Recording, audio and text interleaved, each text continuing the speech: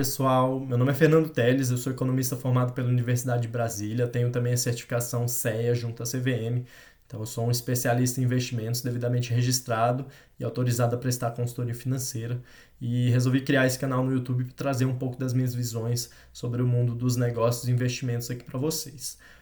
Nos vídeos anteriores eu falei um pouco dos fundos imobiliários KNRI, HGPO, entre outros, tá? Se vocês quiserem procurar aí depois, fiquem à vontade. Nesse vídeo eu vou trazer o Vino11 e o 20 Offices, outro fundo imobiliário de lajes corporativas. Antes de começar o vídeo, eu preciso fazer o disclaimer de que esse vídeo não deve ser tratado como uma recomendação de investimentos, mas você pode usar a informação aqui que eu trago para subsidiar de uma melhor maneira suas decisões de investimentos. Tá bom? Então vou dar prosseguimento aqui. 20 Offices da 20 Partners. A 20 Partners é uma plataforma de investimentos alternativos aqui do mercado financeiro brasileiro. Eles têm diversos fundos, desde fundos imobiliários a fundos de crédito, fundos de ações, tem participações em private equity, enfim. Tem mais de 300 fundos disponíveis para os investidores e mais de 65 bilhões de reais sobre gestão, tá? Então é uma gestora bastante robusta e bastante conhecida no mercado brasileiro. Então nesse ponto o Vino já começa bem, né? Aqui ele tem uma taxa de administração de 1% ao ano, no caso é uma taxa variável, tá? Que depende do tamanho de valor de mercado do fundo. Até 500 milhões de valor de mercado, a taxa de administração é de 1,20% ao ano, reduzindo até 1% ao ano, a depender aí do tamanho, de 500 a 1 bilhão, 1,10, que seria a faixa que o fundo se encontra hoje. Hoje o fundo tem um valor de mercado de 700 milhões de reais, então a taxa de administração atualmente, quando eu gravo esse vídeo agora em agosto de 2023, está em 1,1, mas ela pode reduzir até 1% conforme o fundo for aumentando. Tá? Além da taxa de administração fixa, ele conta com uma taxa de performance de 20% sobre o rendimento que excede um valor real, né? Um valor de IPCA mais 6% ao ano. Tá? Então teria mais essa taxa aí caso o rendimento em um determinado mês supere o valor de IPCA mais 6% ao ano. O que pode acontecer principalmente em momentos, em meses de deflação, né? Onde o IPCA seja negativo, pode ser mais fácil que o fundo alcance esses resultados e você como investidor acabe pagando um pouquinho mais de taxa de administração aí através da taxa de performance, tá? O que eu acho curioso e acho bacana sempre nos relatórios dos fundos imobiliários da 20 é que eles botam algumas perspectivas do cenário macroeconômico atual, tá? Todo mês eles lançam os relatórios dos fundos imobiliários e todo mês também eles dão aqui uma pincelada no cenário macroeconômico que eles veem tanto no Brasil quanto no mundo, e é sempre bastante didático, tá? Dá para aprender bastante coisa do que está acontecendo aí no mundo através desses relatórios. Não é toda gestora que faz isso, eu acho que é mais um ponto positivo para o pessoal da 20, eu acho muito bacana. Então, seguindo aqui, fundo aprovado no critério gestora, tá? Uma gestora bastante sólida, tem essas taxas de administração de performance, mas faz parte do mundo, né, que a gente vive, e bola que segue. Se o investidor aceita pagar, tudo bem, senão ele investe em outros fundos. Aqui o fundo conta hoje com 10 imóveis, sendo 2 deles na zona sul do Rio de Janeiro, tá? Um no Leblon, que foi o prédio inicial. Esse fundo ele é recente na bolsa, né? Acho que ele foi lançado ali em 2019, mas é um fundo que já tem uma longa trajetória, né? Porque o fundo ele era apenas de clientes do pessoal da 20, né? Era dividido entre clientes e os próprios sócios da 20 investiam nesse fundo, né? No Vino 11, principalmente nessa participação que o fundo tinha no BM 336 ali no Leblon, tá? Que inclusive é locado para a própria 20. Então ele tem esses dois imóveis de extrema qualidade no Rio de Janeiro e outros 8 imóveis na capital de São Paulo. O 20, a proposta dele, né, a estratégia dele é investir em imóveis boutique, né, imóveis com certo apelo arquitetônico, com bastante espaço interno, áreas de descompressão, né, tem adaptações para home office, então é um fundo bastante moderno nesse conceito e nesse sentido, tá? Eu gosto bastante desse tipo de estratégia, é uma estratégia que você pode usar para mesclar com outros fundos que você acha interessante também. Outro fator é que o fundo preza sempre por uma participação majoritária. Acredito que o único edifício que ele não tem uma participação acima dos 50% seja esse Lab 1404 aqui. Ele possui área própria BOMA, né, que é a área locável disponível para alocação dos inquilinos de apenas 1.861 metros do total de 4.800 desse edifício. Os outros todos, ele possui participação acima dos 50% de ter um controle, o que é extremamente importante no caso do Vino para manter os edifícios competitivos e dentro dessa estratégia que ele se propõe, né, da questão arquitetônica, decorativa, enfim. Não sei se eu falei, mas o fundo ele preza por participações, né, majoritárias, mas também ele preza por ter uma diversificação, uma base maior de imóveis. E aí, nesse caso, ele tem imóveis, né, mais imóveis menores. Né? A média de tamanho do imóvel do Vino 11 é de 5.000 metros quadrados. Tá? Se a gente for comparar com o PVBI, por exemplo, que também são edifícios boutique, mas o PVBI conta com menos imóveis, mas imóveis bem maiores também, tá? Se não me falha a memória, a média lá são imóveis de 10.000 metros quadrados para cima. Então, o Vino tem também esse caráter da diversificação, tá? Ele tem mais imóveis à disposição. Obviamente, são todos imóveis de lajes corporativas, né? Aluguel para escritório, e a boa parte deles na região de São Paulo. Então, fica exposto à dinâmica do mercado de São Paulo, assim como ali na zona sul do Rio de Janeiro. Mas os pontos são excepcionais e os imóveis também são bastante bons. Um imóvel que deu o que falar, né, quando foi adquirido em janeiro de 2022, um ano e meio atrás, foi o da Globo, pela maneira como foi feito e pelo tamanho, né? Como eu disse, a média de tamanho dos edifícios anteriormente ao da Globo era de 5.000 metros quadrados. O fundo já chegou comprando o prédio da Globo, o edifício da Globo, que tem 40.000 metros quadrados lá em janeiro de 2022, onde a janela para captação dos fundos imobiliários em geral no mercado brasileiro estava fechada, porque a taxa de juros estava elevada.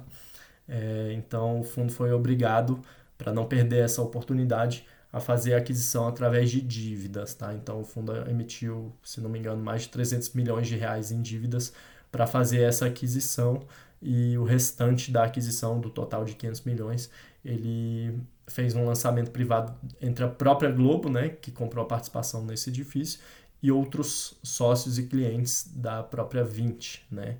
Então foi feita essa estrutura.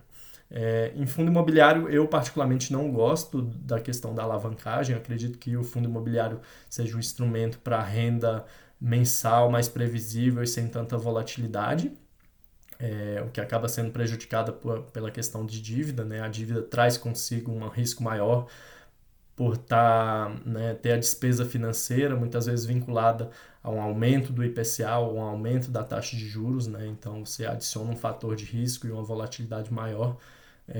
E, a meu ver, quem busca mais risco deve se expor às ações e não a fundos imobiliários. Mas acredito que a gestão, né, do Vino fez a aquisição dessa dívida da melhor maneira possível. Ela vinculou um contrato atípico, né, um contrato mais de longo prazo e com correção inflacionária em linha com os pagamentos que eles vão precisar fazer para bater essa dívida ao longo dos anos. Tá? Casaram também os prazos, então, se eu não me engano, o contrato com a Globo tem 15 anos e a dívida muito provavelmente também tem 15 anos de contrato. O cap rate, o preço pago, né, gerou um cap rate, né, uma rentabilidade de 7,9% para o fundo através dessa aquisição, enquanto 7,6%, enquanto a dívida tem um valor de pagamento de 6,9%, ou seja, conseguiu um spread positivo aí. Enfim, sem querer entrar muito em caráter técnico, eu acredito que a gestão fez da melhor maneira possível essa aquisição para o momento que não permitiam a emissão de novas cotas para captar dinheiro junto ao público lá em janeiro de 2022, porque a gente tinha toda a questão da pandemia, guerra na Rússia, índice de inflação alta e taxa de juros alta também, que fechou o mercado da renda variável e da captação dos fundos imobiliários, tá? Então, partindo aqui para a próxima tela, o mapa dos edifícios do 20 Offices.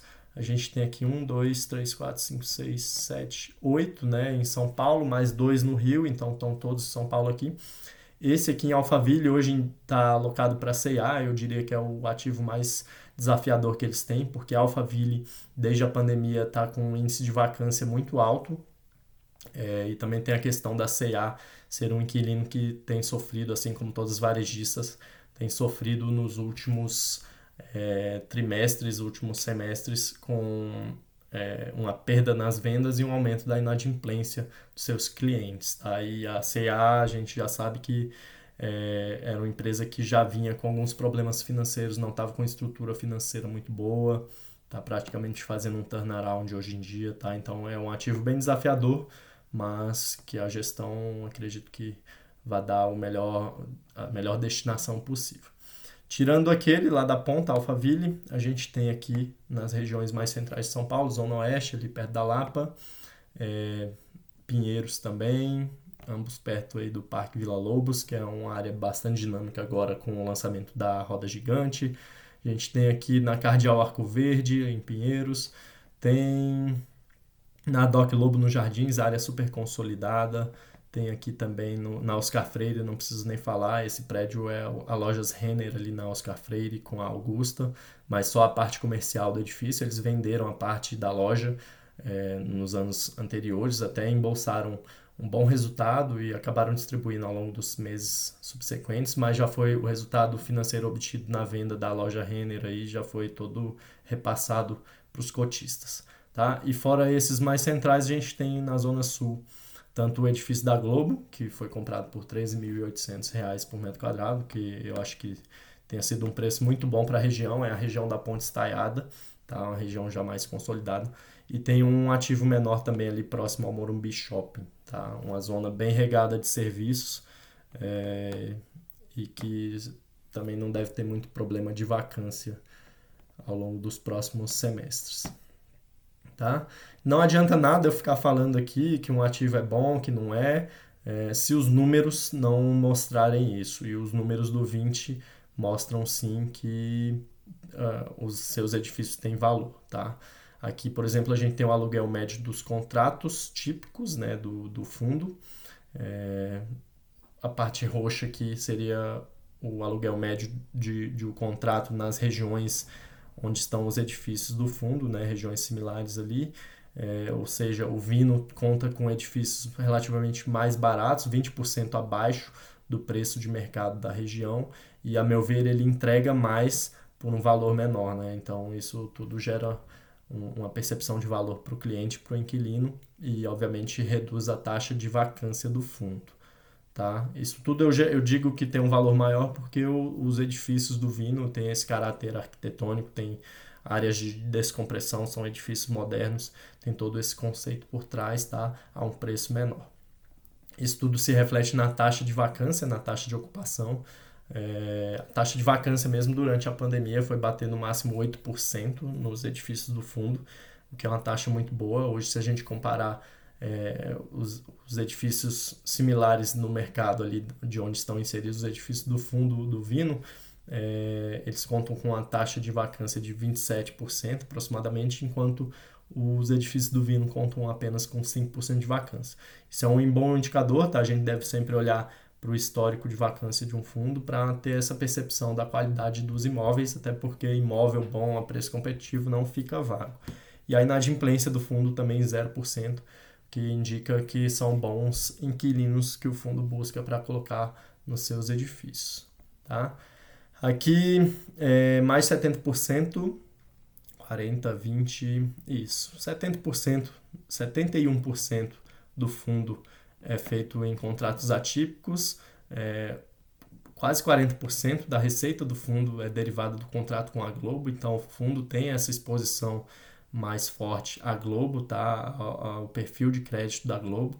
A Globo é dominante no seu mercado, mas tem sofrido aí com as novas mídias, então é um fator de risco que sempre é levantado.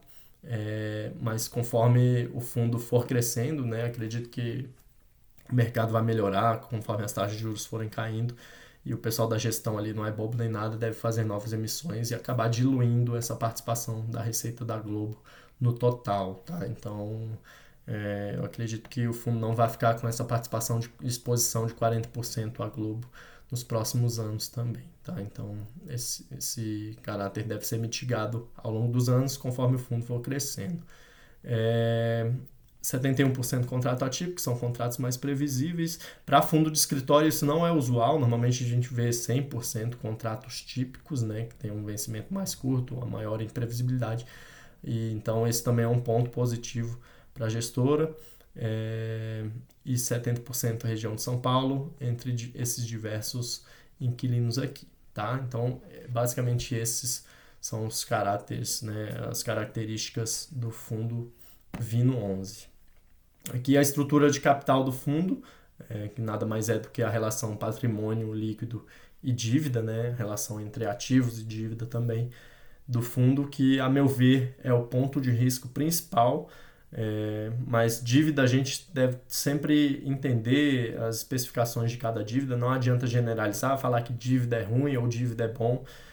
A dívida ela deve ser entendida em sua essência, né, para a gente ter um julgamento melhor. E aí no caso do Vino 11, a dívida foi emitida justamente para comprar o edifício da Globo naquelas condições que eu disse que foi uma oportunidade que apareceu no momento que o mercado estava fechado para captações, novas emissões de cota por parte dos fundos. Então o fundo emitiu dívida para comprar o ativo e acredito que tenha feito uma boa compra, tá? Isso sempre olhando para a relação de preço por metro quadrado ali, né? Pagou R$ 13.800 por metro quadrado numa área que, ok, está crescendo muito, que vai ainda gerar muita oferta, que pode gerar uma pressão, mas que já é uma área muito nobre ali, em frente à Ponte Estaiada, já estabelecida, enfim, com fácil acesso, né? Tem tanto as avenidas Roberto Marinha, Marginal Pinheiros, ali na região. Tá? Mas é sempre um fator a se considerar. Hoje o loan to value, né, que é a proporção de dívida com relação aos ativos, né, o fundo tem 518 milhões em dívida para uma base de ativos de 1.350, né, 1 bilhão 350 milhões em ativos, que daria um loan to value de 35,6%, que para um fundo imobiliário, como eu já disse anteriormente, eu considero alta, mas o benefício também é que a própria gestão considera essa alavancagem alta e está se movimentando, está com planos aí de redução dessa alavancagem para os próximos semestres ou anos, tá? E para a redução de alavancagem de um fundo imobiliário não tem outro jeito, ou você rola a dívida, né? Mas aí no caso você não está reduzindo a alavancagem, você está postergando o seu problema e aí pode ficar exposto a uma alta da taxa de juros, enfim. Você pode também vender ativos, que é o que está no plano da gestora. Obviamente ela não falou quais ativos quer vender, mas também diz que tem essa intenção, mas que não vai fazer a qualquer preço, o que é muito bom, né? Também não adianta vender os ativos a preço de banana só para reestruturar a dívida, sendo que a dívida está relativamente bem controlada. Ou você espera uma melhor oportunidade no mercado aí, conforme as taxas de juros forem caindo, para fazer uma nova emissão de cotas e aí ou liquidar a dívida ou comprar um novo ativo que, enfim, gere mais receita e dilua um pouco dessa dívida, né? Se você faz a emissão de cotas, você capta mais dinheiro, então você aumenta esse lado do patrimônio líquido aqui do fundo, aumentando o ativo, né? E aí a dívida, por mais que você não diminua, ela tem uma relevância menor, uma proporção menor, tanto com relação ao nível dos ativos que você vai ter, quanto ao patrimônio líquido, o que gera uma percepção, diminui a percepção de risco do fundo, melhora o valor das cotas, enfim, melhora a dinâmica aí do fundo, tá? Então esse é o ponto principal de risco do fundo, exposição ao risco de crédito da Globo e o endividamento, tá? Mas, mais uma vez, a meu ver, a gestão fez um bom trabalho dentro das possibilidades do momento ali. Rentabilidade, questão de rentabilidade, a linha azul é o Vino 11, linha verde o IFIX, linha cinza CDI, desde novembro de 19 até julho de 23, o CDI foi imbatível nesse período, saiu de 2% ali em 2019 para 13,75%, conforme o CDI, né, a taxa de juros é elevada, a renda variável tem o efeito contrário, né? Ela cai, então é muito difícil você pegar fundos imobiliários ou ações que bateram CDI nesses últimos anos, desde a pandemia, desde esse aumento, o ciclo de alta da taxa de juros, mas conforme a taxa de juros passe a cair, que é a perspectiva futura da economia, do mercado em geral, o contrário também acontece e há a probabilidade das cotas dos fundos e a renda variável, ações em geral, passar a subir e superar esse CDI. Tá? Aqui o Vino não bateu nem o IFIX nesse período. Tá? O Vino teve um rendimento de 3,2% total, incluindo rendimentos, enquanto o IFIX teve um rendimento de 10,8%. Isso acredito que tenha muito a ver com a questão do setor de escritórios ter sofrido muito mais do que outros setores, como o setor de shopping center ou setor logístico, nesses últimos anos. Tá?